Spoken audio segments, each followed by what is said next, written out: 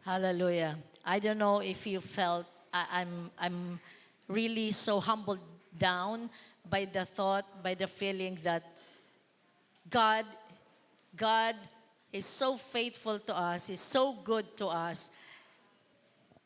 Alam niyo yung habang kinakanta natin yung what a friend you have been to us. Parang I'm so humbled down that tayo na makasalanan, but God is still considered us as a friend.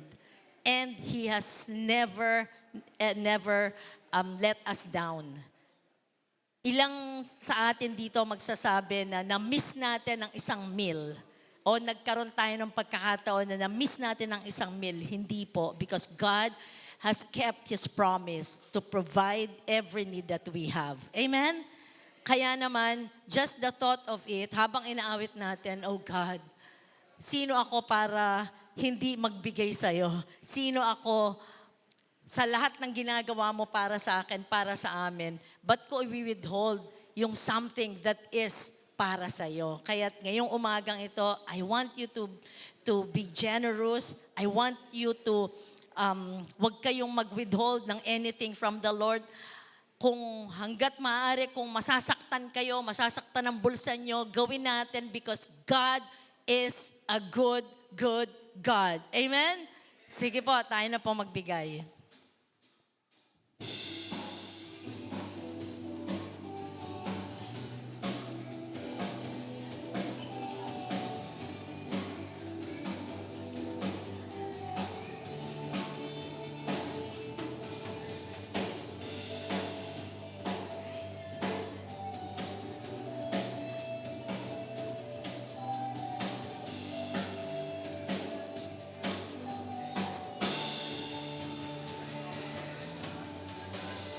Amen.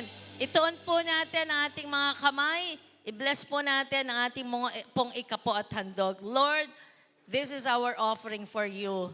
Wala kaming itatago, wala kaming withhold because you have been so good to us. Salamat sa lahat ng biyaya na iyong pinagkakalob sa amin. Salamat sa iyong pag-iingat. Salamat that in every aspect of our lives, you have been there.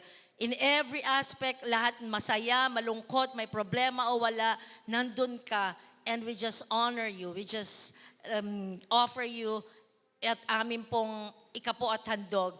Pagpalain mo to, gamitin upang maipalaganap ang iyong salita. Sa iyong kapurihan, sa tanging pangalan ni Jesus, and everybody say, Amen. Palakpakan natin ang Panginoon.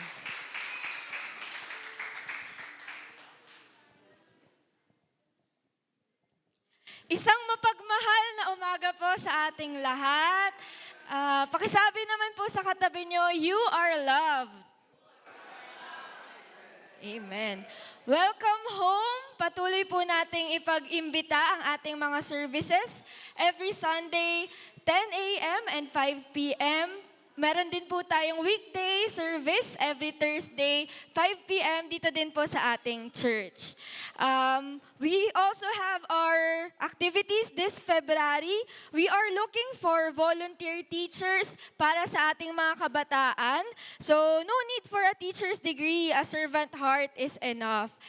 Kaya naman this February 28, 9 a.m. to 12 noon, magkakaroon po tayo ng Kids Church Teachers Training dito po sa ating church. Again, 9 a.m. to 12 noon. Hindi naman kailangan na may degree tayo sa pagtuturo. Ayan. And sa hapon naman po, magkakaroon ng Gen Talk, Purely Speaking. Ito ay activity para sa ating mga youth. So maganda po na maimbitahan natin yung ating mga kabataan kasi dito pag-uusapan yung mga hindi natin madalas napapag-usapan sa mga bahay-bahay about purity at ang ating guest speaker ay si PK. Ayan. Other than that, we also have other activities every Tuesday, 6 p.m. sa Merly Homes, ang ating Tuesdays, Clues Days. We also invite you sa ating prayer meeting, 6 p.m. every Wednesday. At Meron din po tayong Women's Life Group every first and third Friday of the month, 7 p.m. sa Emams Garden. At hindi rin magpapahuli ang ating men's, of course. Meron din tayong Men's Fellowship, tuloy-tuloy pa rin, every second and fourth Friday of the month, 8 p.m. naman sa Emams Garden. And every first Friday, nagkakaroon din po sila ng Basketball Fellowship. Yan. We also have our thrift barn. Open po siya every after service. Dito lang po, pag-exit nyo dito sa door na to. So, pasok lang po sa room and you can choose from a lot of good quality and affordable stuff. Ayan lamang po for our announcements. Ihanda na po natin ang ating mga puso sa pakikinig sa salita na ibabahagi ng ating preacher, si Brother Jamir Asuncion. Brother!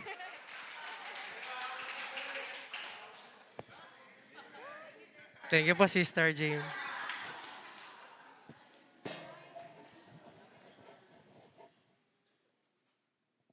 Good morning po. Morning. Ang sarap po magmahal, no? Lalo kapag yung love mo ay nababalik din, no? Sarap magmahal eh. Amen, parang ayaw nyo. Kasi may kasabihan na love is reciprocated. So, kung mahal mo isang tao, dapat mahal ka rin niya pabalik. Kapag nag-e-effort ka, dapat in return na babalik din yung effort sa'yo. Give and take kumbaga. Kaya may kasabihan na rin na love is a two-way street. Para siyang kalsada na two-way. May palabas, may pabalik. Kaya nga lang yung iba, gusto ata highway no? Maraming lanes. Pagka medyo bumpy na dito sa kalsadan to, lipat ako sa kabila para smooth na ulit. No? But the truth is, as humans, we usually love only those who love us in return. Kaya kapag tinanong po tayo, sino ang mahal natin sa buhay? Sino mahal niyo sa buhay? Ang sasagot natin, yung mga taong mahal din tayo, di ba? Yung mga taong nagre-reciprocate nung love natin. Pero pwede ba naman nung sino mahal mo sa buhay? Yung kapitbahay, di ba? Walang gano'n, di ba? So yung mahal natin sa buhay, yung mga taong nagmamahal din sa atin. Pero napatanong ako, gano'n din kaya yung nararamdaman ni Jesus? Kaya ang title po ng message natin ngayong morning ay, Who Does Jesus Love? Sino nga ba yung mahal ng ating Panginoong Jesus? Yung mga mababait, kagaya natin, yung mga faithful, yung mga obedient, yung mga on fire Lord. And yes, mahal yan lahat ni Jesus. Jesus loves them all. Pero, ang kaibahan lang natin, mahal rin ni Jesus, pati yung mga taong hindi siya mahal. Di ba? Ang layo ng gap, no? Tayo mahal natin yung mga taong nagmamahal sa atin. Pero si Jesus, mahal din niya kahit yung mga taong hindi siya mahal. So, who does Jesus love? Nandun na rin mismo sa title ng sagot. Who does? Jesus loves who does? Mahal ni Jesus ang mga taong katulad rin ni Judas. May nabasa ako dati ang sabi, the true test of Christianity isn't just loving Jesus, but loving Judas. Kristiyano tayong matatawag, hindi lang dahil mahal na mahal natin si Jesus. Nasusubok yung pagiging tunay nating Kristiyano kapag mahal mo rin yung mga Judas sa buhay mo. Emphasis yun ha. Pagkabanggit ko ng Judas, parang may lumingon eh. Andiyan kaya siya? Sayang absent. Siya sana yung topic eh, si Judas eh.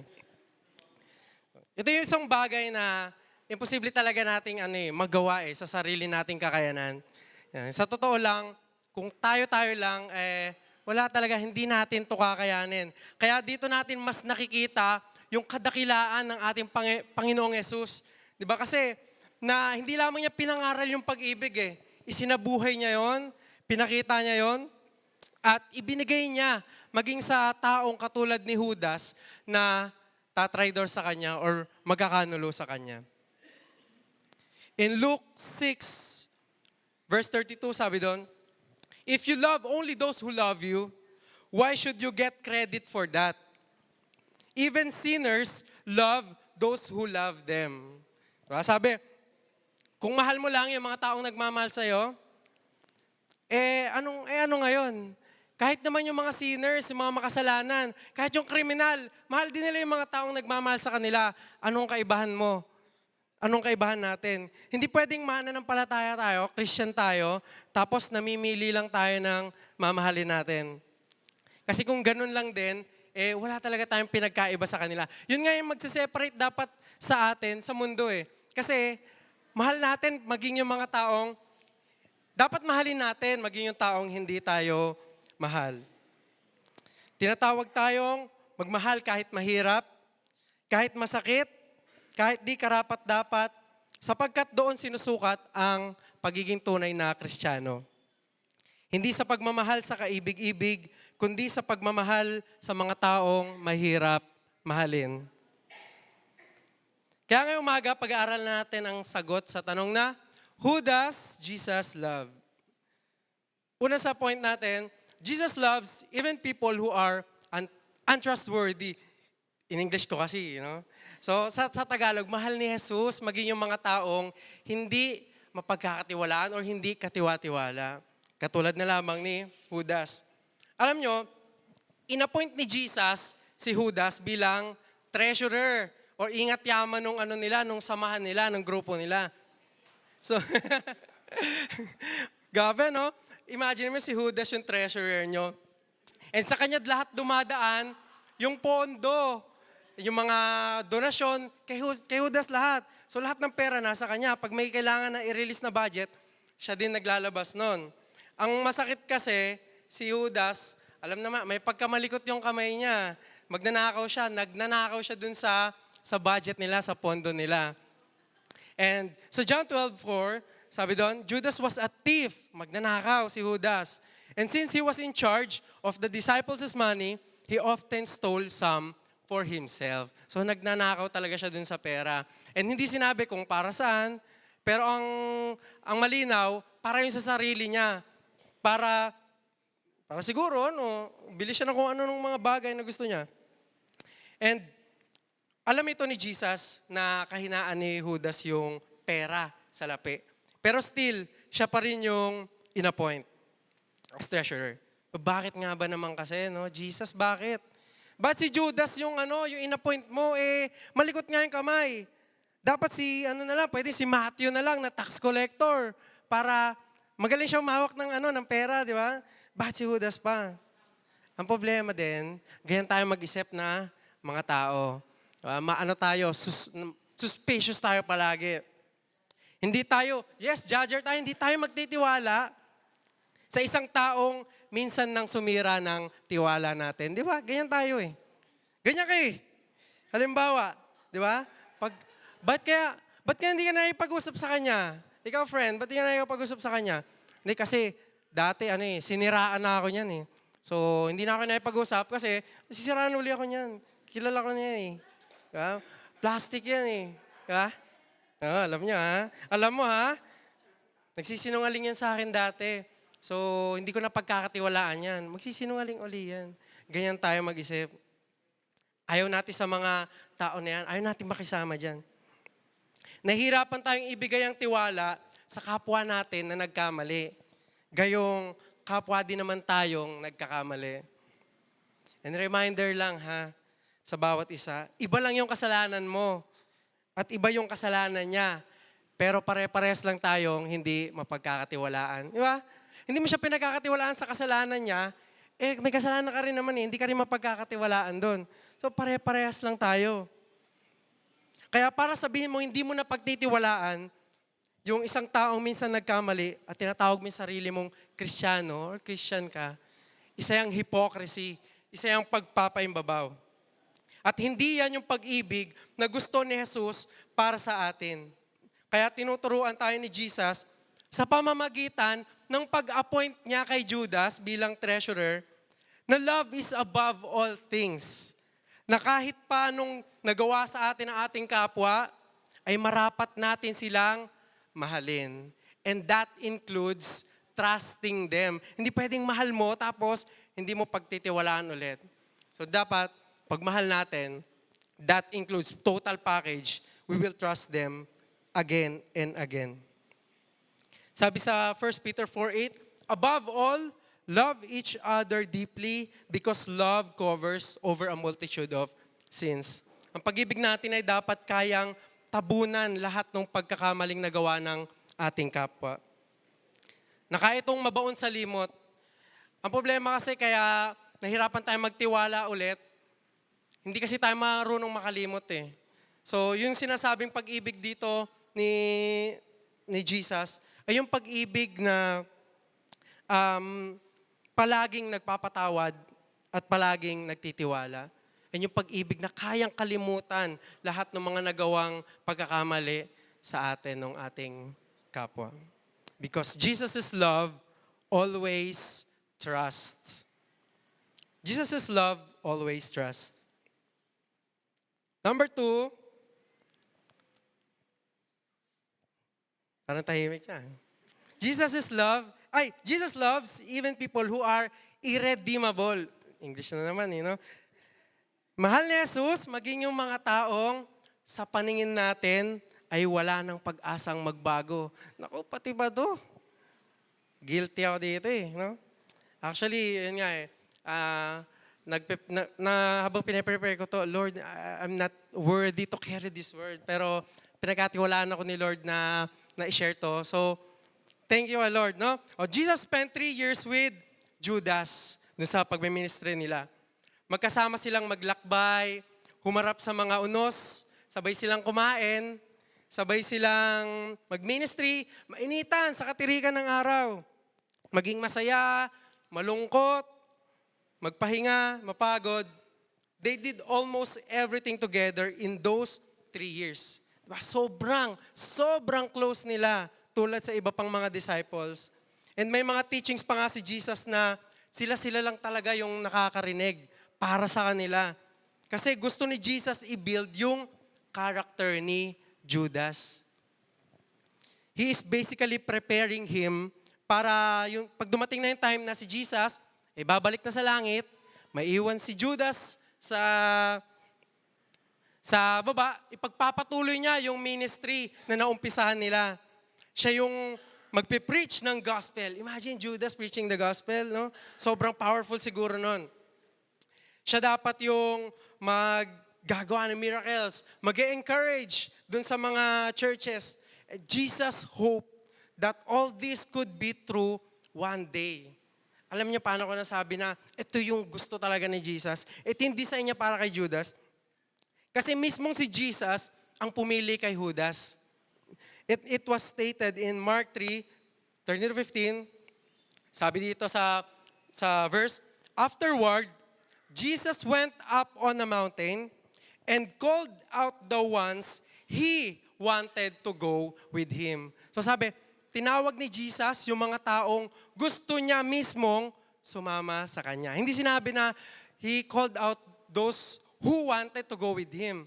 Hindi, ang sinabi, he wanted siya mismo. Yung gusto niyang sumama sa kanya. Then and they came to him, then he appointed 12 of them and called them his apostles. They were to accompany him, and he would send them out to preach, giving them authority to cast out demons. Di ba? Kasama si Judas doon. Jesus already knew that Judas would betray him. From the start, alam na agad niya na itong taong to, tatraidorin ako. Pero still, tinawag niya si Judas at pinili niya. He called and chose him. Ang ganda sana nung plano niya kay Judas, magpapalaya siya ng mga demonyo. Magpe-preach sana siya. Sayang, Pero sa tingin natin, wala nang pag-asa magbago si Judas, si Judas. But yet, Jesus still hoped na kapag tinutukan niya, kapag tinuruan niya, sinamahan niya lumakad si Judas, magpapatuloy ito sa panawagan niya. Diba? Tayo kung isipin natin, wala nang pag-asa yan si Judas. Wala na talaga di ba? Pagka yung pinagana natin yung logical thinking natin, wala talagang pag-asa si Judas. Pero si Jesus, iba yung tingin niya kay Judas. May design siya, may perfect siyang ending para kay Judas. Why? Because Jesus' love always hopes. Pero tayong mga Kristiyano, tayo dito, grabe yung judgment natin sa ibang tao na para bang hindi na nila kayang magbago. No? Wala nang pag-asa yan. Tumanda na ganyan yan. Bata, maliit pa lang yan. Ganito na yan eh. Ngayon, ganyan pa rin. Wala na. Mamamatay ng ganyan yan. Ano talaga yan. Masama talaga ugali niyan. Palagi na lang ganyan. Matabil bibig niyan. Kung ano-ano sinasabi, mapanira, chismoso, kung ano-ano na, mapanilip. Lahat. Wala nang pag-asang magbago yan. Kung tutuusin nga, lahat tayo, hindi natin deserve ng chances. Hindi natin deserve kung ano man meron tayo ngayon dahil sa mga past mistakes natin. At sa katunayan, nagkakasala pa rin naman tayo ngayon. Pero dahil sa biyaya, habag, at pag-ibig ng Panginoon, may hope pa para sa atin. Nagkakasala tayo pero may hope pa para sa atin. So yung the same love, the same forgiveness, yung the same chance na natanggap natin ay hindi natin dapat ipagkait sa ating mga kapwa. Sabi ni Jesus sa John 13:34, "Just as I have loved you, you should love each other." Sabi ni Jesus, just as I have loved you, you should love each other. Mahalin natin ang ating kapwa tulad ng pagmamahal sa atin ng ating Panginoong Yesus. Yung pag-ibig na palaging puno ng pag-asa. Pag nakita natin yung ating kapwa, titignan natin siya kung paano siya tingnan ni Jesus, na puno ng pag-ibig, puno ng pag-asa, na may hope pa para sa taong ito. Ganon yung gusto ni Jesus para sa atin. Number 3, Jesus loves even people who are wicked. Mahal ni Jesus maging yung mga taong ubod, sagad sa kasamaan. He loved Judas so much that none of the disciples knew that it was Judas who will betray him. Dahil sa sobrang pagmamahal ni Jesus kay Judas, walang ni isa man sa disciples ang nakaalam na si Judas ang magtataksil kay Jesus. Alam niya nung umpisa pa lang lumipas yung 3 taon, walang isa sa kanilang nakaalam na si Judas yung magtataksil kay Jesus. Kahit pa alam na ni Jesus yung kasamaan ni Judas from the start, pinagsilbihan niya pa rin ito. Pinakain, kinomfort, pinakisamahan, hinugasan niya yung paa ni Judas, katulad sa ibang mga disciples.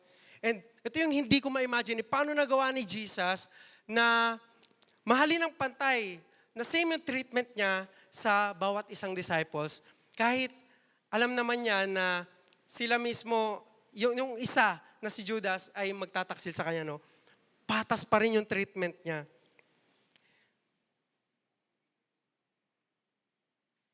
And alam nyo, nung tinanong ni Jesus nung sinabi ni Jesus na isa sa inyo magtataksil sa akin, magkakasama sila, isa sa inyo magtataksil sa akin. Alam niyo, nag-response ng mga disciples, hindi sila nagturuan. Hindi sila, si Judas siguro yun, si ano siguro yun. Hindi sila ganun.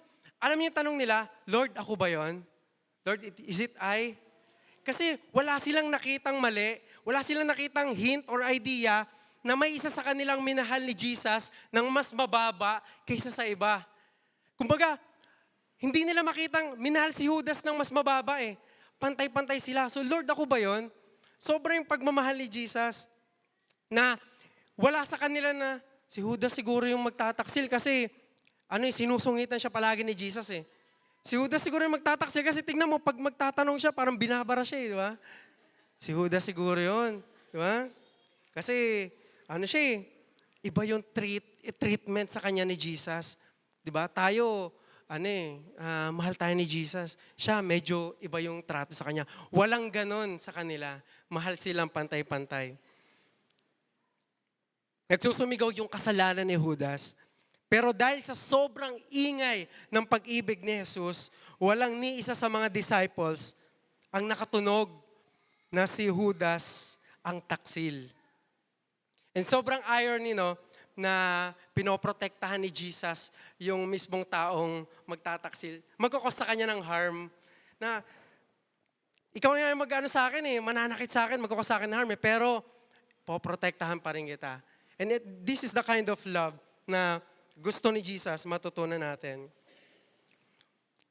That's the kind of love na palaging nagpo-protect. That is because Jesus' love always protects. Pero bakit tayo? Tayo na naman. Lagi na lang tayo. Kapag nagawan tayo ng mali ng ating kapwa, gusto natin buong mundo makaalam. Ipopost ko to. Pinagsabihan mo ako masakit. Ikaw.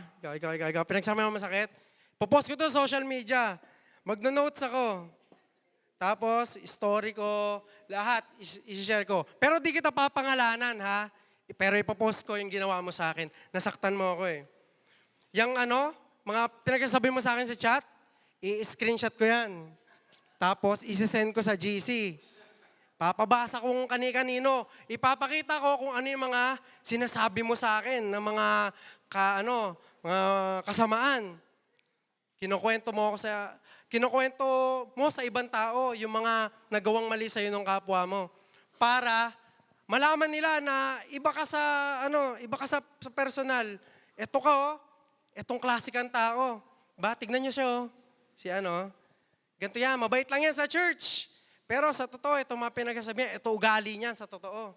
Pagkakalat natin yan, mag-recruit tayo ng mga taong mag-hate sa kanya. Sama-sama tayo mag-hate dito. Diba? Ano natin yan? Pero wag mo sasabihin sa kanya, sa atin lang to. I-hate natin siya, sama-sama. Kapag nagawan tayo ng masama na ibang tao, pag nasaktan tayo, ang gusto natin, makagante. Bakit ganon? Bakit ang gusto natin makagante? Pag nasaktan tayo, pinagsaltaan tayo masakit, nagawan tayo ng masama, bakit ang gusto natin gumante? Ba't gusto natin mag-suffer sila? Ba't gusto natin mapahiya sila? Malugmok sila? How dare you? How dare you? How dare us? Kung i-expose nga ni Lord expose kaya ni Lord lahat ng mga bagay na ginagawa natin palihim, lahat ng mga bagay na kasalanan natin na nakatago. Kung expose ni Lord lahat ng masasamang salitang binitawan mo sa kapwa mo, expose kaya ni Lord yung GC natin, expose ni Lord yung mga private messages mo. Yun laman ng puso at isipan natin, expose kaya ni Lord. Baka wala ni isa sa atin ngayon ang may mukhang maiharap sa sobrang kahihiyan. Tapos tayo, ganun yung gusto nating gawin sa kapwa natin. Asan yung pag-ibig doon? 1 John 3:16, we know what real love is because Jesus gave up His life for us. So we also ought to give up our lives for our brothers and sisters. Real love protects, katulad ng pag-ibig ni Jesus. And we do not want to tolerate yung mali, di natin gusto yan, pero ang rebuke ay dapat meron pa ring pag-ibig. Ang rebuke ay may tamang paraan, ang rebuke ay may pagkakataon at lugar. Love should protect and not harm. Kaya ito yung tinuturo sa atin ni Jesus para maalala natin na responsibilidad nating lahat na protektahan at mahalin ang bawat isang nandito. Sa tahanan ng Cornerstone, wala dapat anay. Walang sisira sa loob mismo ng bahay. Tayo mismo dito, magmamahalan tayo. Poprotektahan natin yung bawat isa. Poprotektahan natin kapakanan ng bawat isa. Hindi tayo magsusow ng hate sa kapwa natin. Yan yung gustong ipaintindi sa atin ni Jesus dito sa verse na ito.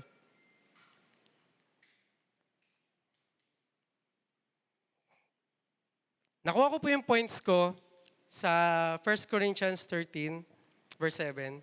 Sabi doon, di ba? Love always protects, love always trusts, and love always hopes, love always perseveres. Jesus' love always perseveres. Mahal ka ni Jesus kahit pa matigas yung ulo mo, paulit-ulit ka, mahal ka ni Jesus. Kahit tingin natin wala nang rason para tayo mahalin, mahal tayo ni Jesus. Hindi tayo makakapagtago mula sa pag-ibig ng Diyos. And can I call the worship team?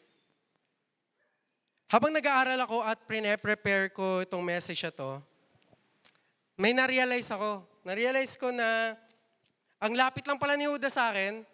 Oh, tingin sa katabi. Ikaw ba si Judas? Lapit lang ng mga Judas Diyan lang sa tabi. Ang lapit lang pala ni Judas sa atin, nasa harap lang ng salamin. Ayan, si Judas kaharap. Si Judas ay ako. Si Judas ay ikaw. Tayong lahat si Judas sa tuwing pinipili natin yung kasalanan over Jesus. Masasabihin natin, hindi ko kayang ipagpalit si Jesus sa wag mo ko ihambeng kay Judas. Hindi ko kayang pagpalit si Jesus sa barya lang. Ginagawa mo nga ng libre, walang bayad eh. Di ba? Voluntary ka nga gumagawa ng kasalanan. Di ka naman binabayaran. Di ba? So mas masahol pa yon sa ginawa ni Judas. Sabi ni Vody Baucham, isang preacher to, do you know, it was His mercy that woke you up this morning because His judgment should have killed you last night. We deserve death because of our sins. Pero dahil sa habag, sa biyaya, pag-ibig ng Diyos, gising tayo ngayon at buhay ngayong araw. Nakakapag-church, may pamilya, masaya, may bagong pag-asa. And we do not want to end up tragic like Judas. Malaki yung panawagan ni Lord sa mga buhay natin. He also called and chose you. Jesus loves you so much, He always trusts you kahit papalagi kang natitisod. He always hopes for the best for you even though He has seen the worst in you. He will always protect you. His love will pursue you. Napakagandang modelo yung pag-ibig ang nais ni Lord na matutunan natin mula sa Kanya. So before we end,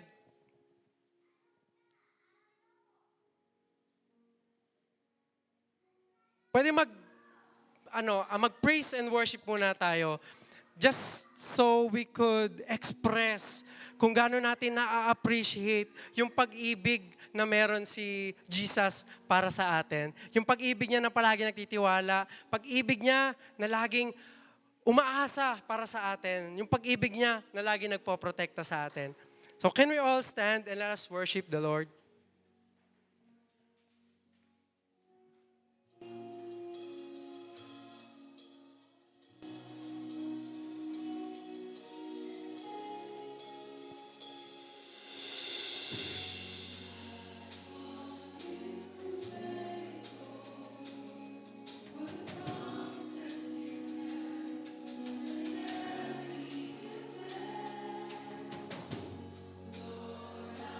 So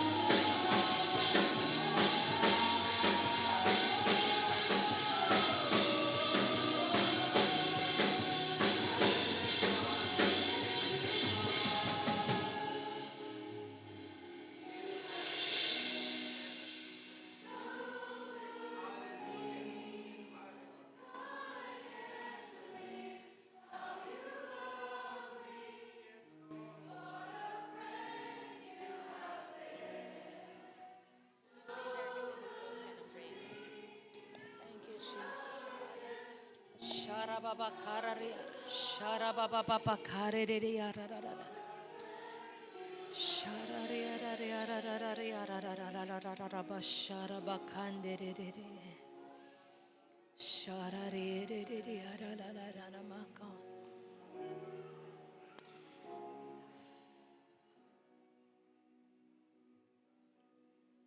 Thank you, Jesus.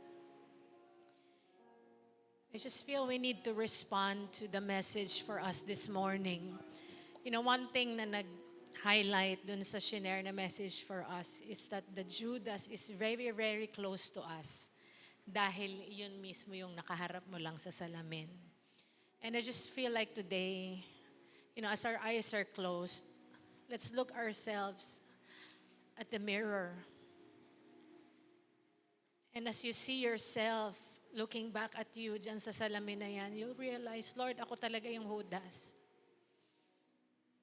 So many things, Lord, that you're exposing. Right in front of me, stares back my weakness. Nakikita ko ang aking sariling dumi, sariling kahinaan. And it just humbles us. Sa kabila, Panginoon, ng aking nakikita. Sa kabila ng aking karumihan, sa kabila ng aking kahinaan. Sa kabila ng aking patong-patong na kasalanan, Lord. Mabuti ka pa rin sa akin.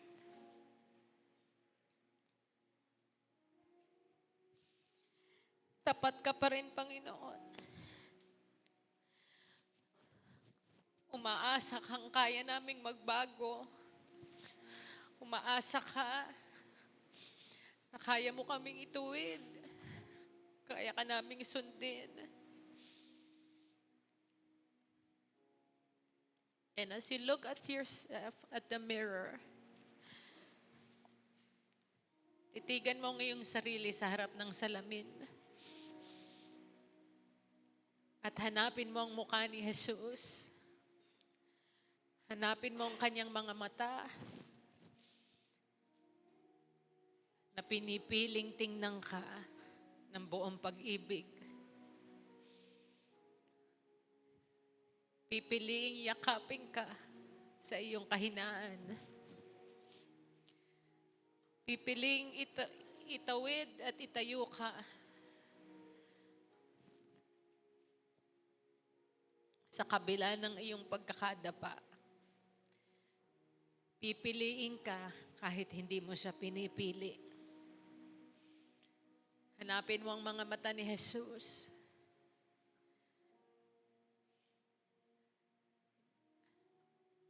Siyang nagmamahal at umiibig sa atin.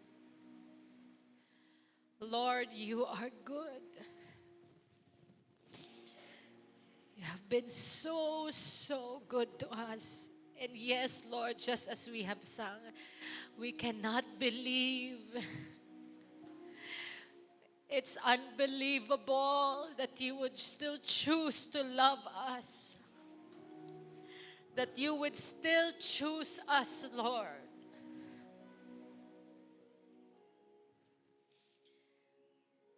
Sa kabila ng pagiging Judas namin sa iyo, pinipili mo kaming mahalin.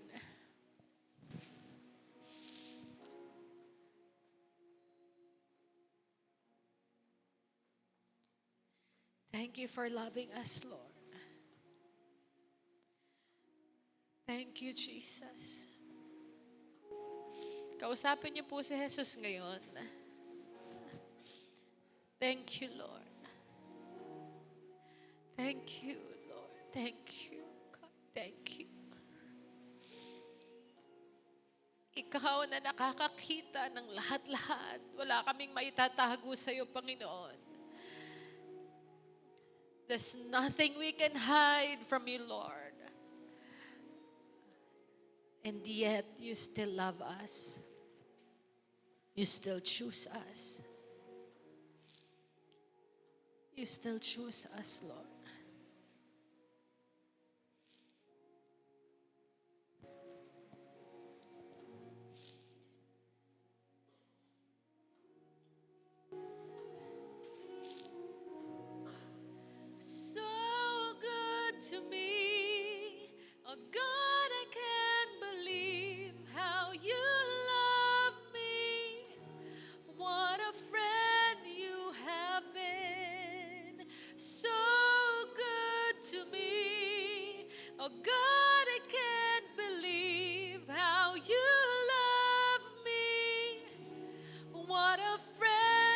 sing that song.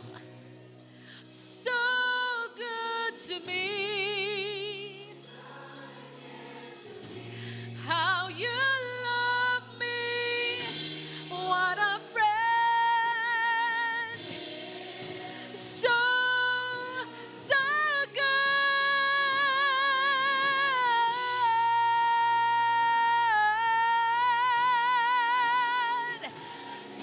So good.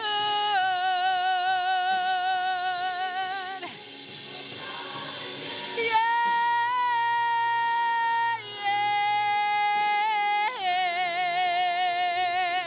So good. So good.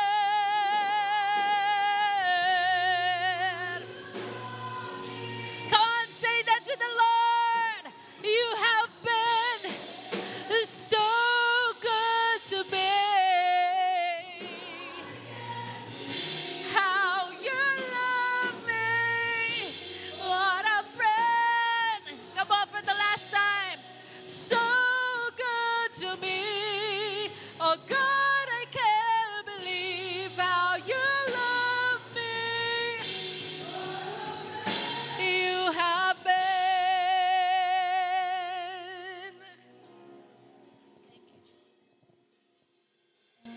Lord, thank you for your love, Panginoon, sa amin. Salamat sa buhay na meron kami. Salamat sa pag-ibig mo na palaging nagtitiwala. Salamat sa pag-ibig mo na palaging umaasa. Salamat sa pag-ibig mo na palaging nagpoprotekta sa amin. And Lord, we just want to thank you sa mga puso, Lord, na nagtatransform ngayon, God.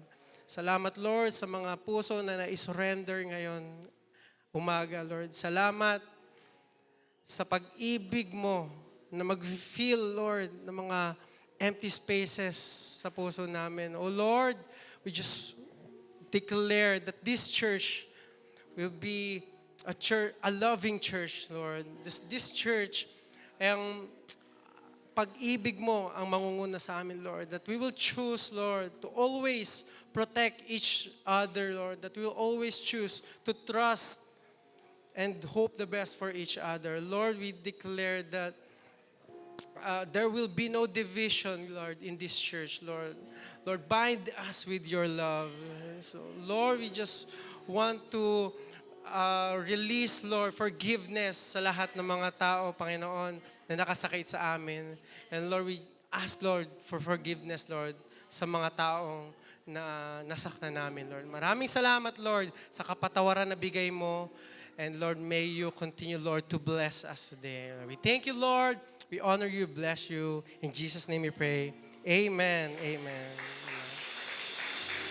Let us all raise our hands for the benediction. The Lord bless you and keep you. The Lord make his face shine on you and be gracious to you. The Lord turn his face toward you and give you peace, both now and forevermore. In the matchless name of Jesus we pray. Amen.